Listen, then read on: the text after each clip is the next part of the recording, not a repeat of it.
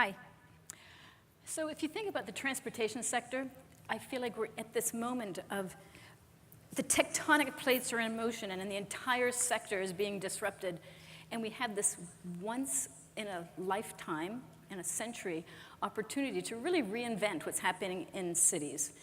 And my goal right now is to convince you of this and that we have to really, I think of this jujitsu move, let's take that momentum and go where we want to go, which is towards sustainable, livable cities.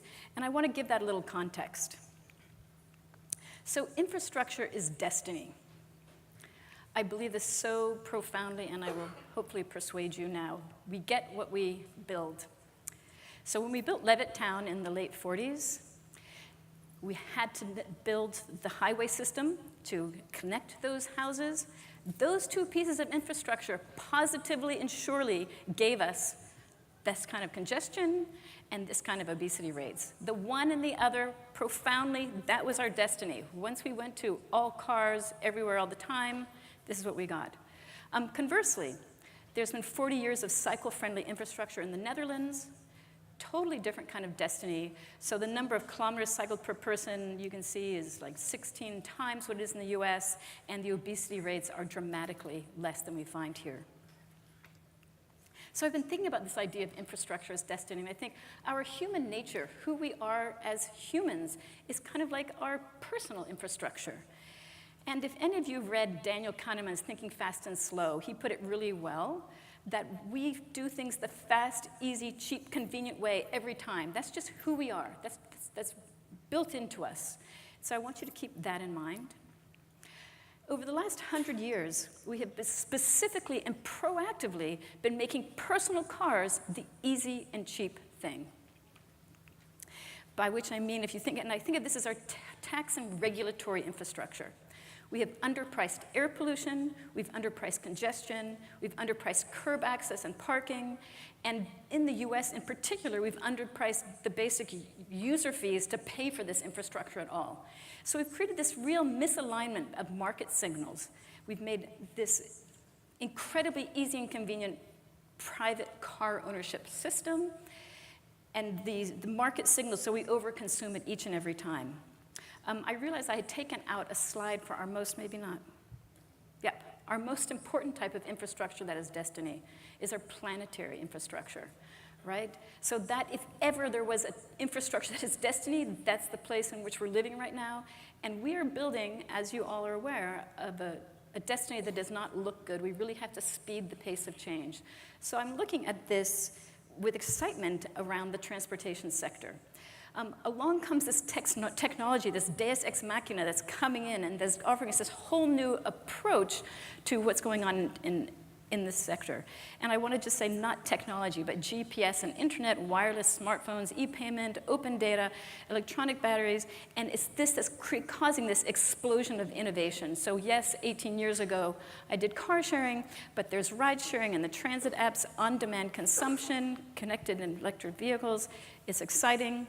And technology has made sharing easy. Wow, people want to do the easy and convenient thing. How fantastic. And it's because of technology that I could you could make a reservation for a specific car in 15 seconds to get into that car. It's because of GPS and mapping system, open data, that I can use transit apps and I can get on a subway or a bus in London where I've never been a day in my life, where I've never lived, and able to get on and get off at the right places. And the whole rise of e-hailing, which is basically taxis, but much more interesting, the idea of we can do urban ride sharing, that is profoundly the result of technology, that we can actually pull out of hundreds of thousands of riders, origin, destination, timing matches, and get them together in a car. So these are fantastic things. But technology has this downside around this. So what if e-hailing and ride-sharing did not exist has been a survey question, and Regina Klulaw, who is here, I think, this is her work, she found that 24% of the people said they would have walked or cycled.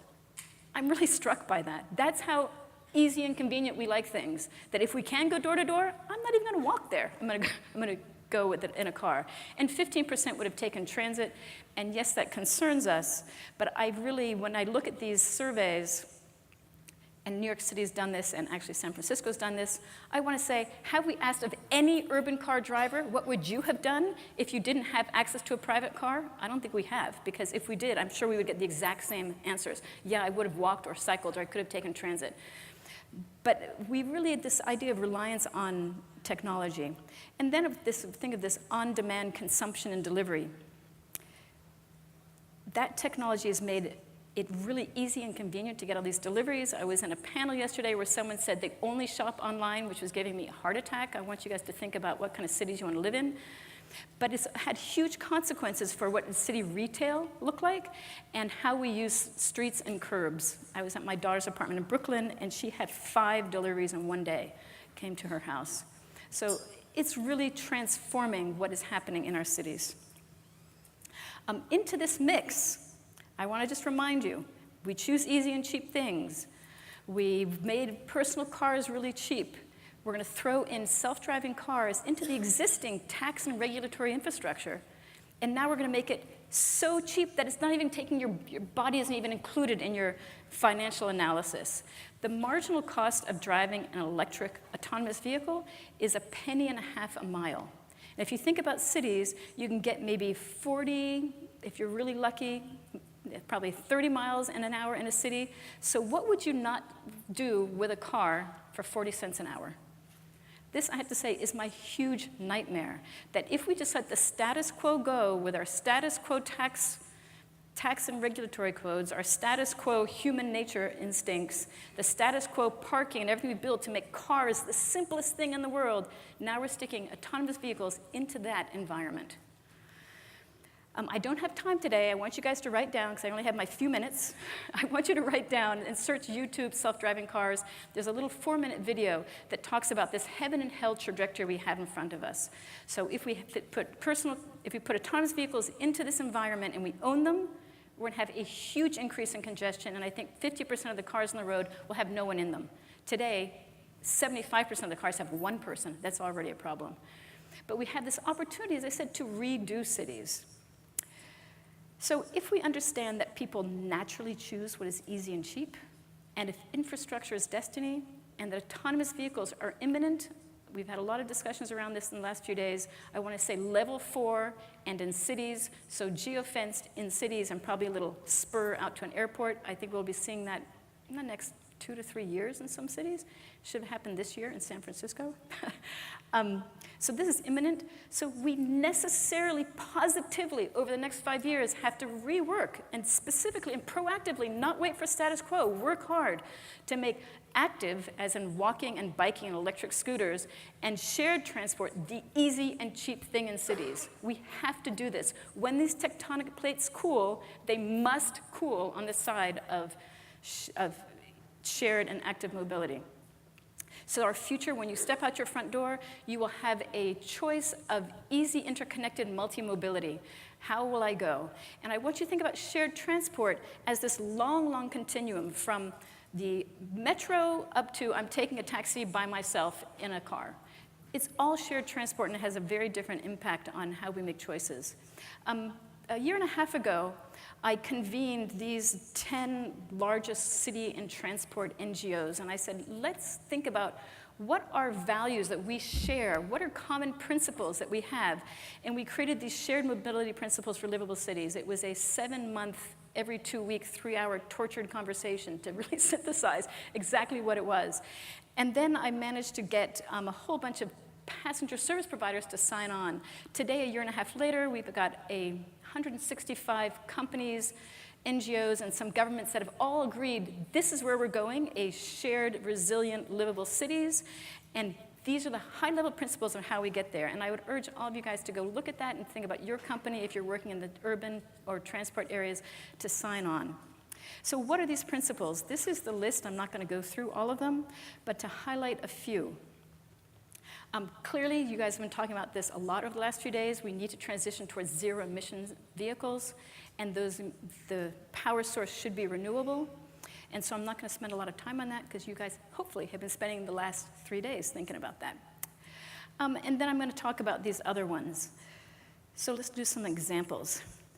When we think about connected vehicles or autonomous vehicles and this novelty, It's the same thing we've been experiencing for the last 100 years. These are all metal boxes on scarce streets. We know what that's like. And so I feel like they're metal boxes on scarce streets. So we have two tools in cities, space allocation and user fees. And shared mobility principle number 3 is efficient use of space, curbs, and vehicles as a goal. And shared mobility principle number 7 is fair user fees across all modes. So let me just talk about space allocation here. I don't know if you guys aren't in the transportation realm, but these are quite famous, these pictures. Here are 200 people and 177 cars. Oh my God, it's congested. Let's build another highway on top. We've already taken out the parking, not enough space. Here's what that really looks like statistically. 75% of people alone in their cars, and the other 25% have a couple other people. So just a little before and after, you see this every day. I was watching at the Oakland highway overpass there, road, and this is what it looks like. Here's what it really is.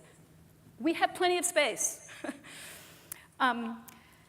Here's another example. So here is a way that it's been addressed. So this is San Francisco Market Street. It used to be, as you guys remember, personal cars, all lanes, 6 lanes, 3 each direction, personal cars. They reallocated it, so they're getting 60 people per lane block in the public transit lane. They're getting 40 people per lane block in the bike lane, and they're getting 12 people per lane block through in the personal car lane. So when we have all the lanes going to personal cars, you are not pushing through very many people. We want to make efficient use of assets when we have scarcity. This is what it should be looking like. So the other things, I'm leaving this, user fees. I'm going to talk about user fees. We absolutely have to do it. So today, I'm really struck by the fact that cities around the world, all of them seem to express ambivalence. Robin, ride your bike, zero, very small footprint, 0 emissions, or take your 30-year-old minivan that you never maintain. We don't care. Of course, cities care, but they are not sending any of those signals. And similarly, go by yourself in your own car like everyone does, or 30 of you can go in this bus together, but we're not going to give you any space. This is not fair user fees across all modes. We're not doing fair lane allocation, we're not doing fair user fees across all modes. If we want these new methods to survive, we have to create a level playing field. We have to start charging the same amounts for how square meters of movement, of parking, and of curb access. Everyone exactly the same. In San Francisco, this is another lovely example, and this is true. It's a $110 fine for illegally parking your car. And this is, as a cyclist, I have to say, I see this so many times. I see this all the time. Right now, it's a $500 fine for an illegally parked scooter. That is not fair user fees across all modes. How will we ever get to a place where people are actually willing to get out of their big giant car and into this electric scooter with this tiny footprint when we don't give them any street space that is safe and we don't give them spaces to park, which we have done for personal cars everywhere. Everyone has this complete blindness. What's happening with personal cars we don't even think about, but everything else is brand new. Oh my God, let's throw up our hands. So we really fair user fees across all modes. So to remind you, this is where we're going, and active and shared transport, making it easy, fair for equity issues, and cheap. We can start today. And I just want to throw out 2 more things. If we did all these other things right, if we said we're going to start taxing based on what's coming out of your tailpipe, if we started reallocating road space based on social environmental goals, if we started charging people user fees to actually pay for what they're actually using instead of letting personal cars get away with underpricing for everything, when autonomous vehicles come in, I have to say, I'm all good. They will come in. It won't be just 40 cents an hour for me to send that vehicle, because during congested times, I'm going to pay a heck of a lot more to do that. It's not going to be when I park it, I will pay a lot. When I use curb access, I will pay a lot. We won't be having business models that are wrong business models based on poor pricing decisions with a lot of intangibles that are not, a lot of negative externalities that aren't included. So my work today, and I think the work that I want all of you as you go forward, is when you hear about congestion pricing, raised parking fees, elimination of parking, making space for micro vehicles on the streets, you should be pro. You should be pro all of those things that level this playing field and start reallocating space and make personal cars pay their fair share. So here's a beautiful example I just want to show you guys. This is in Seoul, Korea. It's the Kaohsiung Highway. In the 60s and 70s and 80s, they paved over what was a river underneath there, and they built these 12 lanes of traffic because, oh my God, we don't have enough space for cars, right? And so the whole thing was paved over, and the mayor of that city thought to himself, I'd like to be president of Korea one day. I'm going to do a really amazing project that's going to take a lot of pushing and shoving, and I'm going to push it through. And he ripped all that off. He put public transit down the two sides, uncovered the river underneath, and I visited, and it is a spectacular place. So I just want to remind us, infrastructure is destiny, and we have to get this transition right. Thank you.